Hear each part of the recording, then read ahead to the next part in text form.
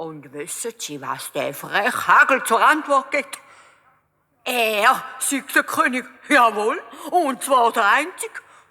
Und dann hat er alles gefressen. Der Leu hat laut rausgebrüllt und mit seinem Schwanz auf den Boden geschlagen. Wo ist der Aufschneider? Zeig mir, wo er sich versteckt hat. Führ mich zu einem, ich reisse in 1000 Stock. Das haben ihm schon gesagt, aber er hat mich noch ausgelacht. Er hege keine Angst vor ihnen. Sie sind ja nur eine halbe Portion. Ein Löli, ein Leuli, hat er gesagt. Der Grossleu, der andere.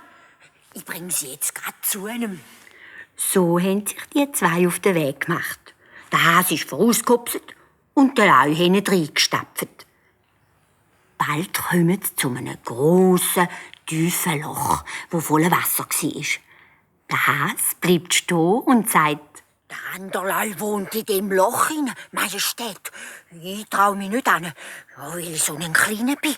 Aber wenn Sie genau hineinschauen, dann sehen Sie ihn. Aber geben Sie Acht, dass er nicht rauskommt und Sie auffresst. Oh, es ist eine fürchterliche Bestie.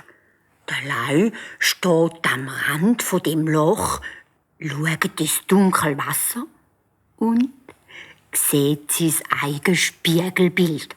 Aber in seiner Wut hat er das nicht gemerkt, der dumme Kerl.